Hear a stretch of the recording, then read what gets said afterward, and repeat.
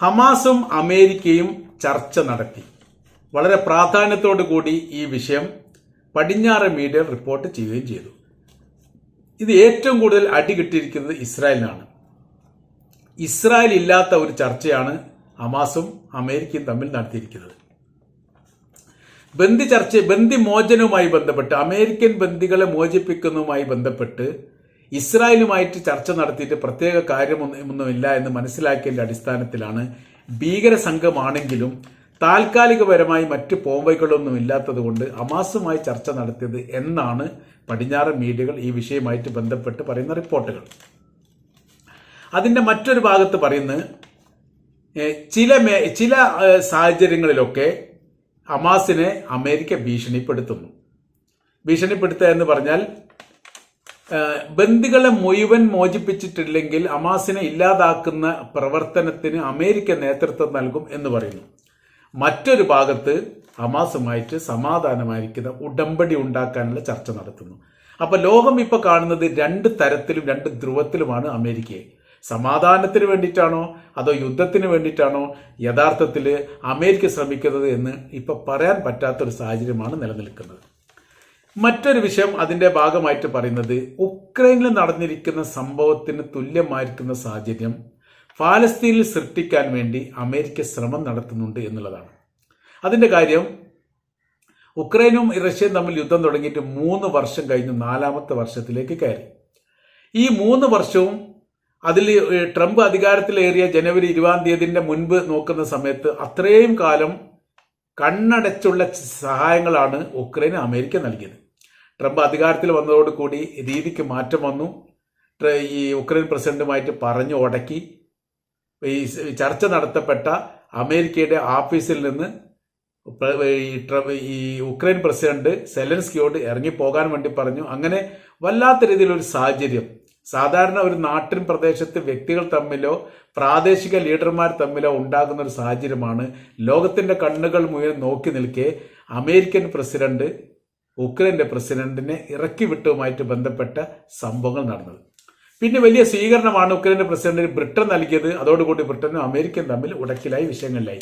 പറഞ്ഞു വരുന്ന കാര്യം ഇതാണ്: 3 വർഷം റഷ്യയും ഉക്രൈൻ തമ്മിൽ യുദ്ധം നടന്നിട്ട് സമാധാനമായിരിക്കുന്ന ഒരു ചർച്ചയ്ക്ക് ഉക്രൈനെ വിളിക്കാതെ റഷ്യയെ വിളിച്ചുകൊണ്ട്, അത് ശത്രുപക്ഷത്തിൽ നിൽക്കുന്ന റഷ്യയെ വിളിച്ചുകൊണ്ടാണ് അമേരിക്ക ചർച്ച നടത്തിയത് സൗദി അറേബ്യയിൽ വെച്ച്.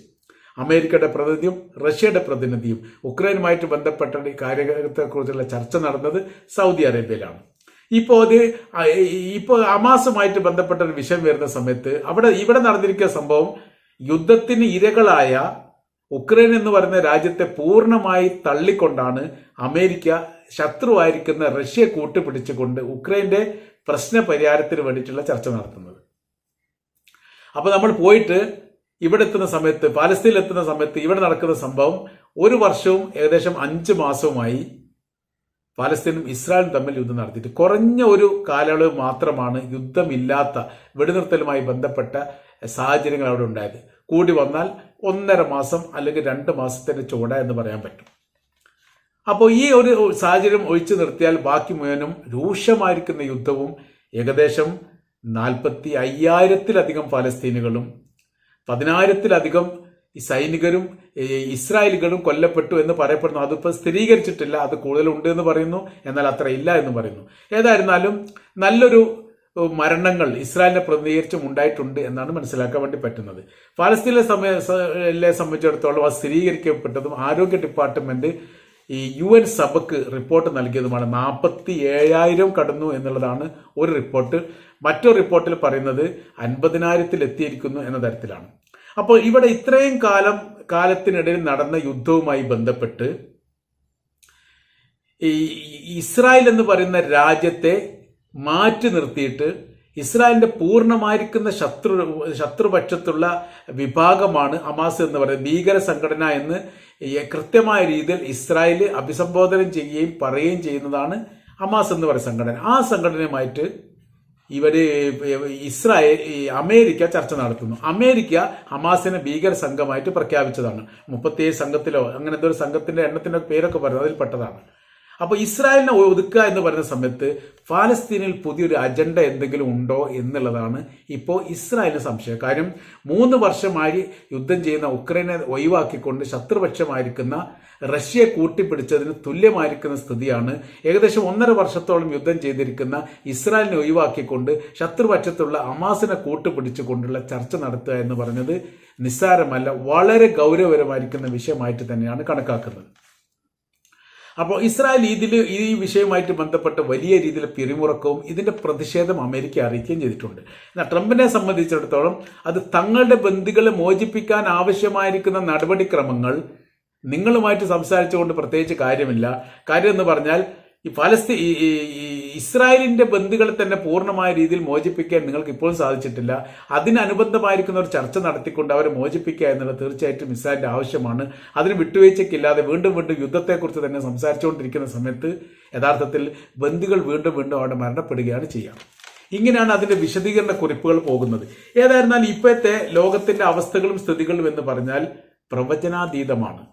നമ്മൾ കേൾക്കുകയും അറിയുകയും മനസ്സിലാക്കുകയും ചെയ്യുന്നതിന് അപ്പുറമാണ് ഇപ്പോഴത്തെ നിലവിലെ സാഹചര്യങ്ങളും അവസ്ഥകളും ഒക്കെ.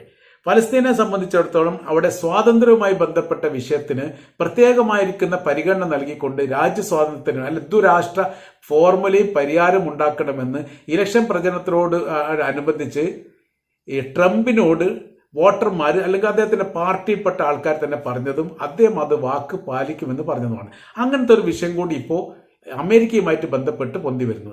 ഇലക്ഷൻ പ്രചരണത്തോടനുബന്ധിച്ച് ദ്വിരാഷ്ട്ര പോംവലി പരിഹാരങ്ങൾ നിർദ്ദേശിക്കുകയും അത് നടപ്പിലാക്കുകയും ചെയ്യൂ എന്ന് പറഞ്ഞ അതേ ട്രംപ് ഇലക്ഷന് ശേഷം ഈ നിലപാട് പ്രഖ്യാപിക്കുകയും അതോടനുബന്ധിച്ച് ഈ മേഖലയിലുള്ള പാലസ്തീനുമായിട്ട് ബന്ധപ്പെട്ട വിഷയത്തിന് പരിഹാരമുണ്ടാക്കാൻ വേണ്ടി അമേരിക്ക തന്നെ നേതൃത്വം നൽകുകയും ചെയ്യണം എന്നൊരു അഭിപ്രായം ഇപ്പോൾ ഉയർന്നു വന്നിരിക്കുകയാണ്. അപ്പോൾ ഇങ്ങനത്തെ 2 മേഖലകളിലും പ്രതിസന്ധി നേരിടുന്ന ഒരു രാജ്യമായി യഥാർത്ഥത്തിൽ ഇപ്പോൾ അമേരിക്ക തന്നെ മാറിയിരിക്കുകയാണ്.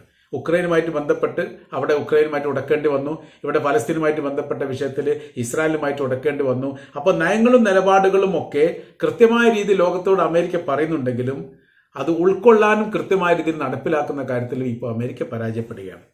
അപ്പോൾ ഹമാസുമായിട്ട് ഉടക്കി നിൽക്കുക, ഹമാസ് ഈ ഗസയുമായിട്ട് ഉടക്കി നിൽക്കുകയും അവരെ ശത്രുതാപക്ഷത്തോടു കൂടി കൂട്ടിച്ചേർക്കുകയും ചെയ്യുന്ന പ്രവർത്തനം ഭാവിയിൽ തങ്ങൾക്ക് വലിയ മുറിപ്പാടുണ്ടാകും എന്നുള്ള കാര്യം യഥാർത്ഥത്തിൽ അമേരിക്ക വൈകിയെങ്കിലും തിരിച്ചറിഞ്ഞിരിക്കുകയാണ്. ഈ കാര്യം അമേരിക്കയുടെ പാർലമെന്റിൽ തന്നെ ചർച്ചയ്ക്ക് വന്ന സമയത്ത് പറഞ്ഞിട്ടുണ്ട്.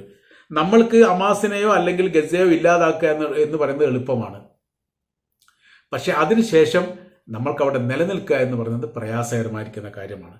ഇപ്പം പഴയ രീതിയിലല്ല. വലിയ സൈനിക ശക്തിയുള്ള രാജ്യങ്ങളൊക്കെ കൊച്ചു സംഘങ്ങളും വിഭാഗങ്ങളും പരാജയപ്പെടുത്തുന്ന കാഴ്ചയാണ് കുറഞ്ഞ വർഷങ്ങളായിട്ട് കണ്ടുകൊണ്ടുവരുന്നത്. അതുകൊണ്ട് എല്ലാ ഭാഗത്തുള്ള ന്യായങ്ങളും കേൾക്കണം എന്നുള്ളത് അനിവാര്യമായിരിക്കുന്ന കാര്യമാണ് എന്നുള്ളിടത്തേക്ക് അമേരിക്ക എത്തുകയും അതിൻ്റെ തുടർച്ചയായ രീതിയിലാണ് ഇപ്പോൾ ഹമാസുമായിട്ട് ചർച്ച നടത്തുകയും ചെയ്തിരിക്കുന്നത് എന്നാണ് അമേരിക്കയിൽ നിന്ന് ഇപ്പോൾ പുറത്തു വന്നുകൊണ്ടിരിക്കുന്ന റിപ്പോർട്ടുകളിലൊക്കെ കാണാൻ വേണ്ടിയിട്ട് സാധിക്കുന്നത്.